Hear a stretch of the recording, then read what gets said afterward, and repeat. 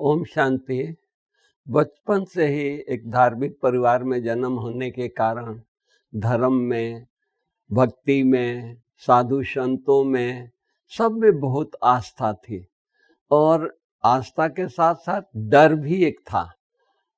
ऐसा बताया गया था, ऐसे लोगों ने, पंडितों ने, संतों ने, बड़ों ने बताया कि भाई गलत काम करेंगे तो जानवर बनेंगे, 84 जन्मों में भटकना पड़ेगा। तो ये सब डर के कारण बहुत एक फियर था। जैसे कि मैं कहीं जा रहा हूँ रास्ते में और मंदिर है और हम कुछ सोचते हुए जा रहे हैं, मंदिर को सिर नहीं झुकाया, नमस्ते नहीं किया और आगे जाकर के मुझे याद आया तो अरे मंदिर में तुमने सिर नहीं झुकाया। फिर मैं लौट करके आता था और लौट के करके मंदिर में सिर झुका करके और नमस्ते करके और फिर मैं जाया करता था। इस तरह की भावना थी। फिर मेडिकल स्टूडेंट जब मैं 69 में एडमिशन मुजफ्फरपुर मेडिकल कॉलेज में लिया तो वहाँ मुझे एक हमारे दोस्त ने ये बताया कि वहाँ ब्रह्मा कुमारी ज्ञान देती है। तो मेरे को तो पहले बहुत खराब लगा। क्यों कि आज तक हमने कोई बहनों को ज्ञान देते नहीं सुना है, कोई संत बहने हुई है नहीं देखा है। तो हमको उस भाई को थोड़ी नाराजगी पेश किया, फिर भी उसने बहुत ये किया। तो हम दूसरे दिन गए। मैं शाम के टाइम था, मुझे इतना अच्छा लगा, वहाँ योग चल रहा था, वाइब्रेशन वहाँ का इतना अच्छा था। लेकिन हमारे साथ हॉस्टल के कम से कम 100-150 स्टूडेंट थे कि भाई लड़कियां गीता का ज्ञान दे रही है। तो उस ख्याल से लोग गए थे। तो वहाँ अंदर में जो मेडिटेशन कर रहे थे वो देख करके डरे कि भाई ये इतने स्टूडेंट आए हैं, आज कुछ करेंगे।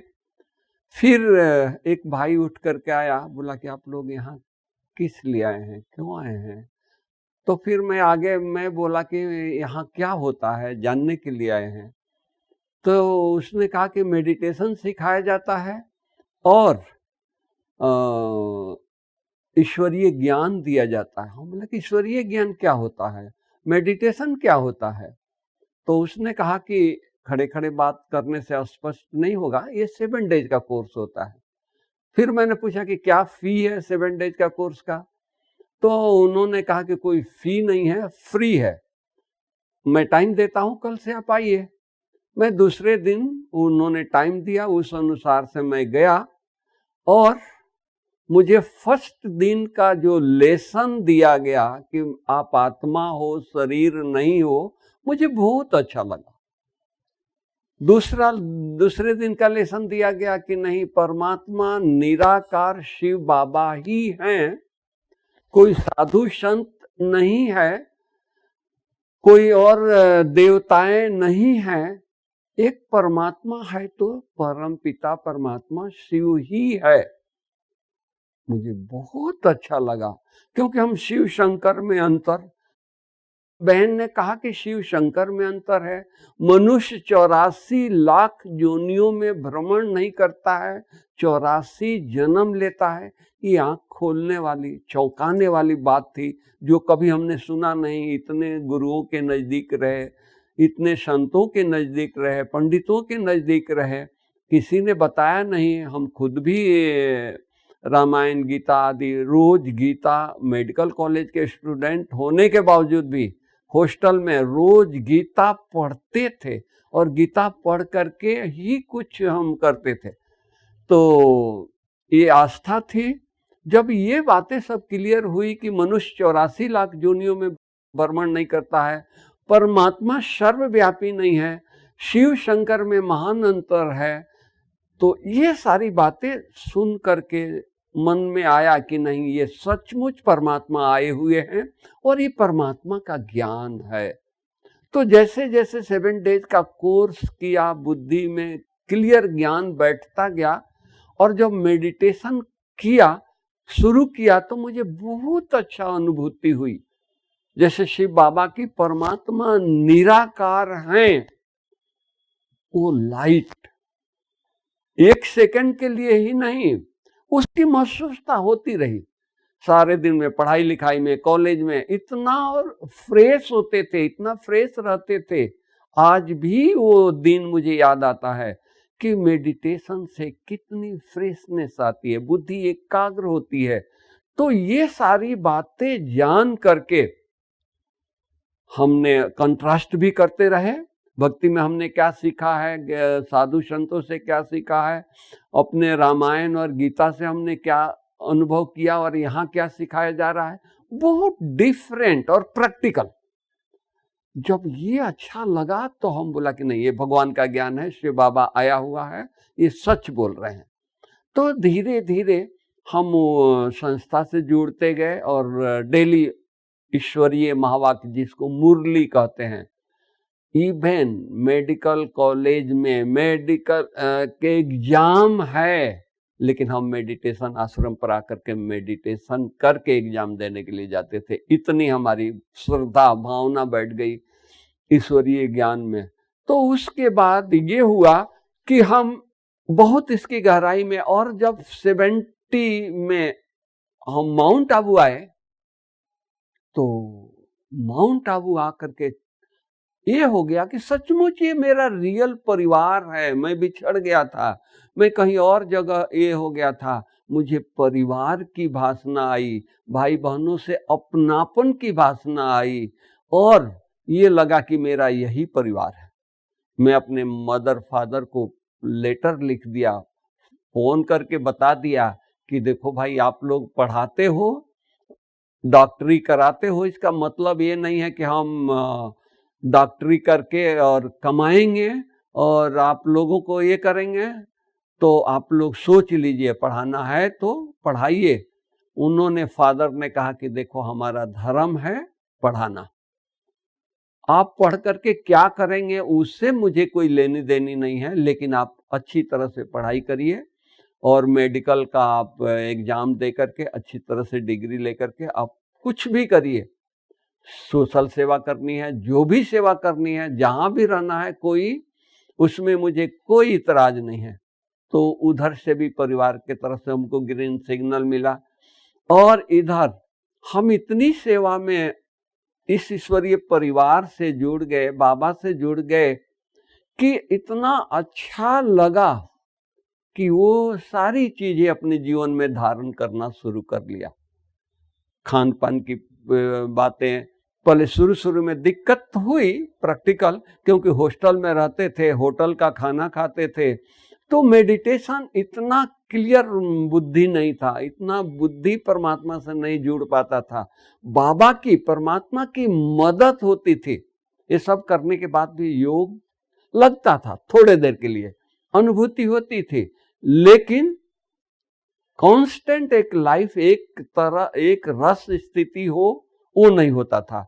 लेकिन खुशी थी, थोड़ी सी प्राप्ति होती थी तो खुशी रहती थी।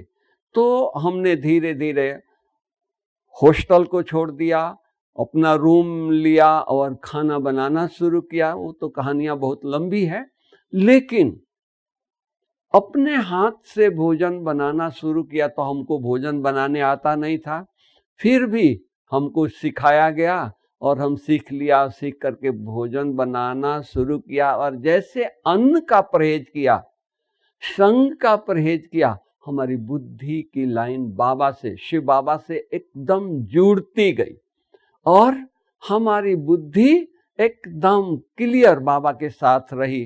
तो बहुत सारी अनुभूतियां होने लगी।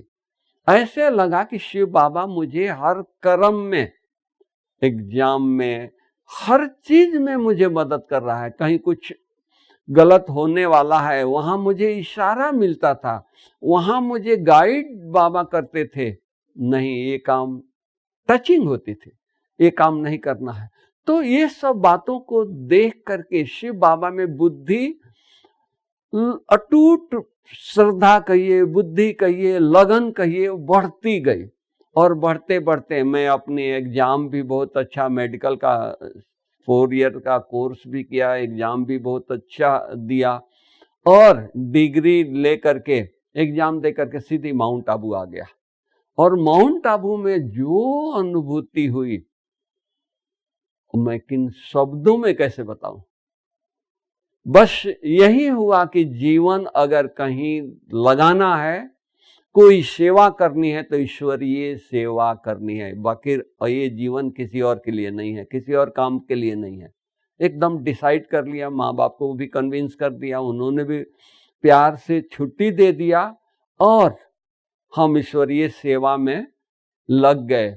72 से माउंट आबू में आ गए और 72 से रहने लगे। जब मैं माउंट आबू में आया था तो इतना छोटा सा फर्स्ट एड बॉक्स था, लेकिन उमंग था और कई सेवाएं यज्ञ की करता था और शाम को सुबह को लोगों को दवाई भी देता था, प्रैक्टिस भी करता था। धीरे धीरे बाबा को याद में मुझे एक नशा चढ़ गया। अरे साधु संत जो परमात्मा को नहीं जानते हैं, श्रद्धा है, भावना से लगे हुए हैं, वो एक भभूत उठा करके दे देते हैं तो लोगों का दुख दर्द दूर हो जाता है। क्या मैं शिव बाबा की याद करके, शिव बाबा में बुद्धि लगा करके, शिव बाबा से शक्ति लेकर के हम किसी को दवाई देंगे तो नहीं ठीक होगा। पेशेंट आते थे उसी नशे से, उसी स्मृति से बाबा को याद करके और उसको दवाई देता था और सचमुच मिरेकल होता था कि लोग ठीक हो जाते थे। अब उन दिनों में 73 74 की बात कर रहा हूँ, माउंट आबू में CRPF था, आर्मी था और एयरफोर्स था, अभी भी है। तो उन दिनों में कोई और होम्योपैथी डॉक्टर नहीं होते थे, तो बड़े लोग, ऑफिसर्स लोग होम्योपैथी डॉक्टर, होम्योपैथी दवा बहुत प्रेफर करते थे। वो सब आने लगे, उनको पता लगा कि ब्रह्मा कुमारी आश्रम में होम्योपैथी बहुत एक अनुभवी डॉक्टर हैं, तो वो दवा देते हैं और ठीक हो जाता है, तो वो लोग भी होम्योपैथी लेने के लिए आते थे। एक दिन की बात है कि सुबह सुबह CRP के 8-10 लोग आ गए अपने वर्दी में। तो दीदी और दादी दोनों बाहर, सर्दी का थोड़ा थोड़ा सर्दी था तो धूप में बैठे थे। तो दीदी दादी को पूछती है कि क्या हो गया यज्ञ में, इतने पुलिस आ गई। तो दादी जी ने कहा दीदी को कि दीदी वो बनारसी है, वो होम्योपैथी डॉक्टर है और उसकी दवाई बहुत अच्छी लगती है लोगों को, तो ये दवाई लेने आए हैं, कुछ और काम से नहीं आए हैं। तो दीदी बहुत खुश हुई और मुझे बुलाया और दीदी ने कहा कि नहीं, तुम और यज्ञ की सेवाएं छोड़ो और ये सेवा अच्छी तरह से करो। तो से हम अपनी होम्योपैथी दवाई की देना, दवाई को और स्टडी करना और उसमें रुचि लगा करके लोगों को ये करना। तो यहाँ तक, पहले तो बहुत छोटा सा आश्रम था, तो बाबा से भाई बहनें मिलते थे, किसी को कोई तकलीफ होती थी तो बाबा को समाचार सुनाते थे, बाबा मुझे ये तकलीफ है, तो बाबा बोलते थे जाकर के यहाँ होम्योपैथी दवाई लो, ठीक हो जाओगे।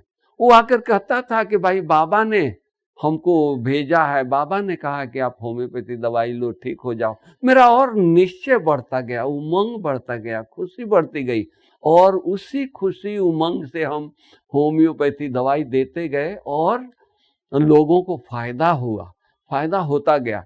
इससे नामाचार हो गई और ये हुआ कि इंटरनेशनल हेडक्वार्टर माउंट आबू है, तो देश विदेश के भाई बहने, जर्मन से हम दवाई मंगाते थे, जर्मन के भाई बहने आकर के यहाँ से होम्योपैथी दवाई लेके जाते थे, वंडर।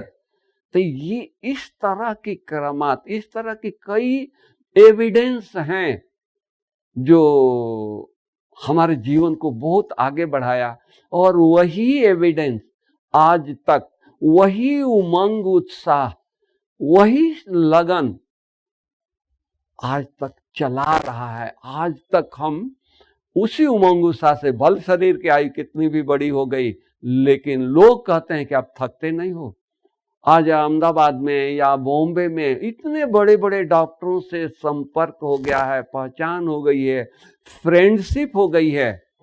ये सब बातें देख करके, सुन करके लगता है कि नहीं, ये तो परमात्मा का ही कमाल है, मेरी कमाल कुछ नहीं है, मेरा कुछ ये नहीं है, ये बाबा की कमाल है। तो इस तरह से बाबा में, शिव बाबा में हमारी भावना और अटूट बढ़ती गई और आज वो दिन है, आज इस बात को 50 साल होने जा रहा है, 50 साल के लगभग। तो वो कितना भी कोई सेवा क्यों न हो, कभी थकावट की कोई नाम निशान नहीं होती है। उमंग उत्साह इतना रहता है। डॉक्टर लोग देखते हैं, सुबह देखा तो आपके चेहरा ऐसे ही देखा, शाम को मिलने आए हो तो अभी भी आप ऐसे ही हो। आप क्या करते हो, क्या खाते हो, क्या सीक्रेट है? तो हम बोलते हैं कि एक परमात्मा की याद, यही सीक्रेट है।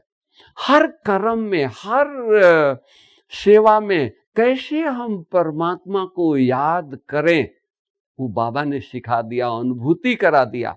तो कभी थकावट की नाम निशान नहीं होती है। माउंट आबू से अहमदाबाद 4 घंटा लगता है जाने में, और जाकर के सीधी, कभी कभी ऐसा होता है कि टाइम एकदम ये होती है तो सीधा हॉस्पिटल जाते हैं, डॉक्टर के पास पेशेंट लेकर के जाते हैं और उनको ट्रीटमेंट कराने शुरू कर देते हैं। अब आप सोच सकते हैं एक पेशेंट को कितने, एक डॉक्टर के लिए हम जाते हैं कि न्यूरो फिजिशियन को दिखाएं या सर्जन को दिखाएं या ऑर्थोपेडिक को दिखाएं, वो कितनी बातें, ये ब्लड टेस्ट करा लो, ये एक्सरे कराओ, ये MRI कराओ, ये कराओ, कितने जगह जानी पड़ती है। लेकिन वही उमंग रहता है, अरे ये किसके बच्चे हैं, परमात्मा को उन्होंने जीवन दिया है, उनकी सेवा करने को हमको चांस मिली है, हमारा भाग्य है। भगवान दुनिया का रक्षा करता है, दुनिया समझती है कि हमारी रक्षक, हमारा रक्षा करने वाला ईश्वर है, परमात्मा है, शिव बाबा है। और हमको नशा होती है कि शिव बाबा को जो जीवन दिया है, उनके बच्चों को हमको सेवा का चांस मिला है। मेरा भाग्य कितना ऊंचा है, मैं कितना भाग्यशाली हूँ, मैं कितना लक्की हूँ। अपने भाग को देख करके मन ही मन इतनी खुशी होती है, मन गदगद रहता है। कभी थकावट, कभी चेहरे पर उदासी आया नहीं होगा। और इस तरह से हम सेवा करते रहते हैं। अनेक प्रकार की, अनेक प्रकार के पेशेंट होते हैं, अनेक प्रकार की सेवाएं होती है। इतना ही नहीं, हम कॉन्फ्रेंस जब हमारा विंग बना 84 में, विंग 85 में बना, उसके पहले से हमने मेडिकल की सेवा शुरू कर दिया था। जगदीश भाई की गाइडेंस से वो बहुत मदद करते थे, और उनके गाइडेंस से सेवा जब शुरू किया तो बड़े बड़े डॉक्टर, माउंट आबू में माइंड बॉडी मेडिसिन कॉन्फ्रेंस किया, मेडिटेशन एज मेडिसिन की कॉन्फ्रेंस किया, बड़े बड़े डॉक्टर आते थे। और उन लोगों को इतना अच्छा लगता था कि वो इतने बड़े डॉक्टर सुबह 4 बजे मेडिटेशन के लिए उनको बुलाते थे। वो 4 बजे, वो जिंदगी में कभी उठा नहीं होगा डॉक्टर 4 बजे। अपने प्रैक्टिस लाइफ में, स्टूडेंट लाइफ में उठ के पढ़ते थे, लेकिन जब से वो डॉक्टरी शुरू किया तो 4 बजे उठ करके नहीं पढ़ते थे, उठते नहीं थे। कारण कि वो रात को देर से सोते थे, रात में कई इमरजेंसी भी आ जाती थी। लेकिन माउंट में आकर के सुबह 4 बजे मेडिटेशन के लिए भाग भाग करके आते हैं, और इतना अच्छा अनुभव होता है उनको। कहते हैं कि इतनी शांति, इतनी एक अंदर की खुशी, एक अंदर के सुकून, इतना पैसा कमा लिया, देश विदेश में कॉन्फ्रेंस अटेंड किया, नहीं मिली जो यहाँ ब्रह्मा कुमारी आश्रम में हमको प्राप्त हुई है। तो इस तरह की उनको अनुभव सुनते थे तो खुशी होती थी। ये कौन करता है? हम तो एक साधारण होम्योपैथी डॉक्टर हैं, और वो कहाँ बड़े बड़े यूनिवर्सिटी, मेडिकल यूनिवर्सिटी के vice chancellor, head of the department, surgery के हेड ऑफ द डिपार्टमेंट, ऐसे ऐसे लोग, ऐसे ऐसे डॉक्टर जब कन्विंस होते हैं तो बाबा में और अटूट, क्या कहें, आस्था कहें नहीं, विश्वास कहें नहीं, अपनापन बढ़ता गया कि बाबा मेरा है, मैं बाबा कहूं। यही मेरे जीवन का सार है और यही चला रहा है। ओम शांति, ओम शांति, ओम शांति।